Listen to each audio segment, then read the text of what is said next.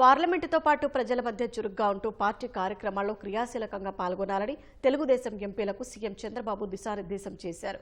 త్వరలో పార్లమెంట్ శీతాకాల సమావేశాల ప్రారంభం కానుండటంతో అనుసరించాల్సిన విధానాలు, వ్యూహాలపై ఉండవల్లిలోని నివాసంలో సీఎం టీడీపీ పార్లమెంటరీ పార్టీ సమావేశం నిర్వహించారు.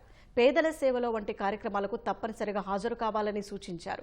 వైసీపీ చేస్తున్న విష ప్రచారాన్ని ధీటుగా తిప్పికొట్టాలని పిలుపునిచ్చారు. ప్రజా సంక్షేమం, రాష్ట్రాభివృద్ధి కోసం కూటమి ప్రభుత్వం చేస్తున్న కార్యక్రమాల్ని ఎప్పటికప్పుడు ప్రజల్లోకి తీసుకెళ్లాలని వివరించారు.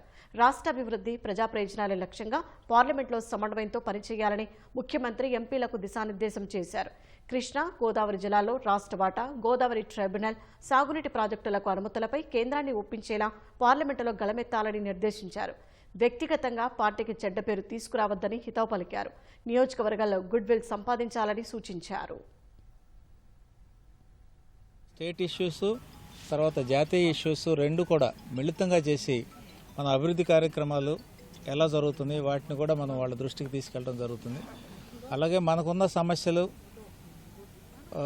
రైతుల సమస్యలు కానీ, అప్పుడు ఈ మధ్య చూస్తున్న అరటి పంట సమస్య కానీ, మ్యాంగో సమస్య కానీ, వీటిని కూడా మనం పార్లమెంట్లో లేవనెత్తడానికి మనకు దిశానిర్దేశం చేయడం జరిగింది.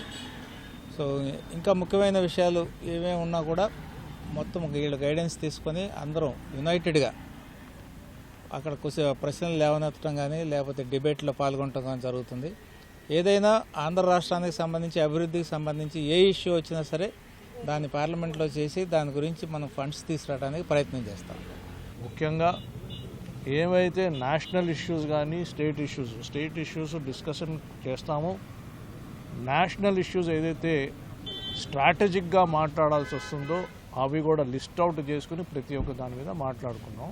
స్టేట్ ఇష్యూస్ మనం ఏం ప్రజెంట్ చేసి మన ప్రజల కోసం ఏం తీసుకురావాలి కూడా అన్నీ కులంకుషంగా మాట్లాడుకుని అందరం ఒక సైన్యంలాగా తయారయ్యి మేము ఇప్పుడు పార్లమెంట్కి వెళ్తున్నాం.